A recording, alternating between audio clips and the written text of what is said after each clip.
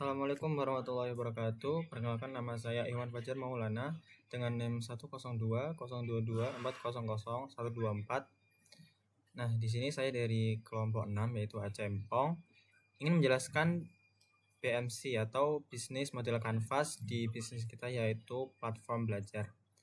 Nah, di sini saya akan menjelaskan bagian value propositions. Nah, value proposition itu apa? Value proposition ini adalah nilai yang ditawarkan dari bisnis kita ke pelanggannya. Nah, di sini kami mempunyai value proposition yang pertama, yaitu ada harga murah dan worth it, lokasi yang strategis. Yang ketiga yaitu menyediakan tempat konsultasi, diskon di setiap awal bulan, dan menyediakan fasilitas dan mentor-mentor terbaik yang tentunya akan membuat mahasiswa nyaman belajar. Nah, selanjutnya saya akan juga menjelaskan revenue streams. Nah, revenue streams itu apa? Ini adalah pendapatan dari bisnis kita yang didapatkan oleh pelanggan yang datang kita. Nah, di sini kami mempunyai revenue streams, yaitu yang pertama pendapatan dari berlangganan, pembelian kurs satuan. Nah, di sini tuh pembelian kurs satuan maksudnya kami menyediakan beberapa materi, mungkin 1-10. Nah, di situ per materinya tuh kami bikin pembelian satu-satu. Jadi kalau misalnya mau beli yang materi 1 harus bayar di kita. Selanjutnya yaitu ada iklan di video dan sponsorship yang masuk ke kita. Selanjutnya akan dijelaskan oleh saya, dan sebelumnya perkenalkan, nama saya Sen Harul Imam dengan NIM 1020224100 dari kelas SI 4801. Di sini saya akan menjelaskan bagian dari key partner dan juga channels. Pertama-tama saya akan menjelaskan key partner. Key partner itu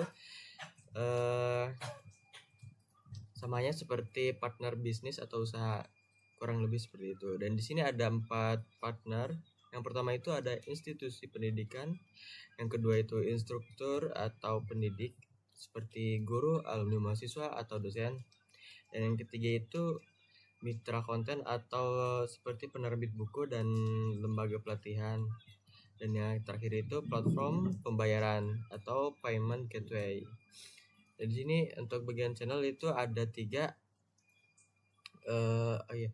Untuk channel itu kurang lebih seperti proses buat promosinya itu seperti apa atau lewat apa, kurang lebih seperti itu. Yang pertama ini bisa dari membuat aplikasi seperti kurang lebih seperti itu, dan untuk membuat bisa juga dari akun media sosial, bisa dari Reels IG, TikTok maupun di YouTube. Dan yang terakhir itu bisa dari membuat website, seperti membuat website iklan tentang usaha kita, seperti itu, kurang lebih seperti itu.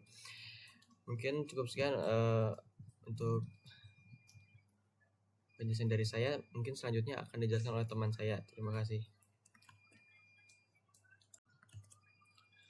Ya, selanjutnya dijelaskan oleh saya, Maulana Bagas Aditya, dengan NIM 102022430054. Di sini saya akan menjelaskan customer segment dan cost structure.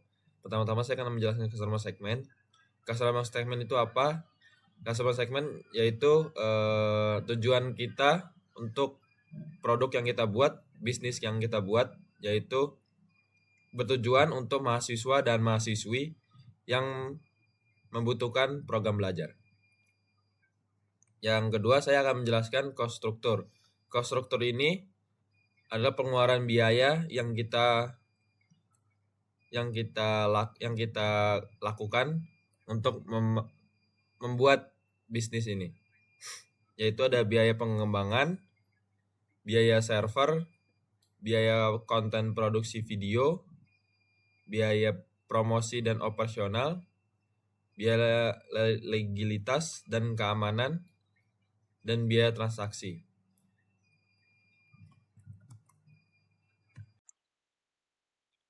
Perkenalkan, nama saya Farijal Mukarom. Di sini saya akan menjelaskan customer relationship. Nah, pada bagian ini menggambarkan bagaimana bisnis menyalin komunikasi, dan membangun hubungan yang kuat dengan pelanggan. Dalam hal ini, mahasiswa untuk menyampaikan dan mempertahankan nilai yang ditawarkan. Strategi yang digunakan untuk mencakup berbagai pendekatan untuk meningkatkan keterlibatan loyalitas dan kepuasan pelanggan. Yang pertama, reward dan gift. Nah, sini tuh mahasiswa atau mahasiswa yang aktif menonton video pembelajaran, mengerjakan kuis secara rutin, dan berhasil masuk leaderboard akan mendapatkan reward atau hadiah. Ini tuh dilakukan untuk memotivasi dan mengapresiasi usaha mereka, sekaligus membangun kebiasaan belajar yang konsisten. Nah, di yang kedua di sini ya, ada layanan interaktif, tersedianya live chat dengan mentor untuk memberikan dukungan langsung bagi mahasiswa yang mengalami kesulitan atau butuh arahan.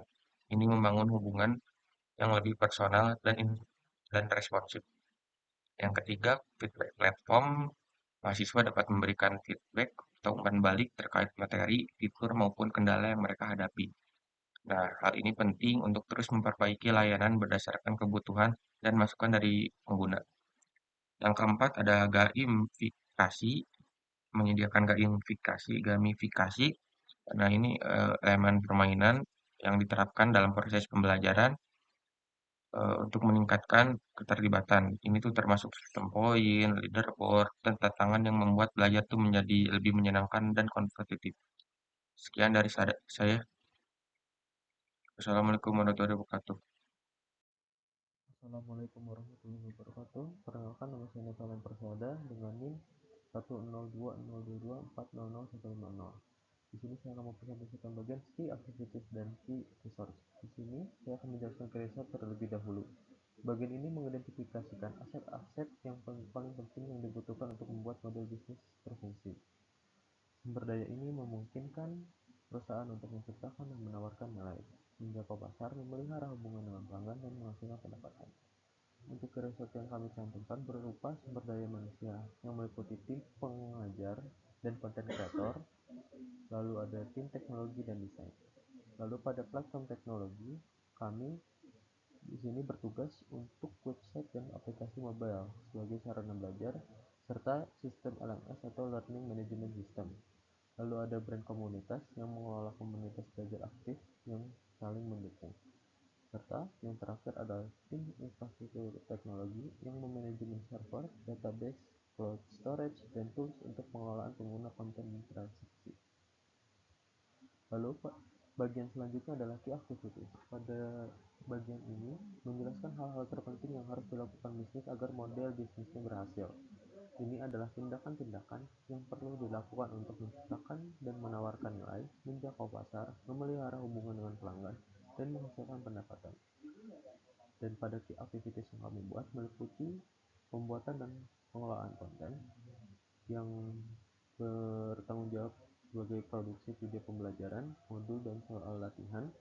Lalu ada manajemen pengajar dan komunitas yang bertugas rekrut dan training instruktur, serta kelola forum atau grup belajar. Lalu ada marketing yang menjalankan kampanye iklan, dan terakhir adalah pelayanan dukungan pelanggan atau customer service. Di sini menyediakan customer service seperti live chat dan email, dan menanggapi pertanyaan pengguna dan bentuk kendala teknisnya. Sekian presentasi yang dapat saya berikan. Selanjutnya akan dilanjutkan oleh teman saya.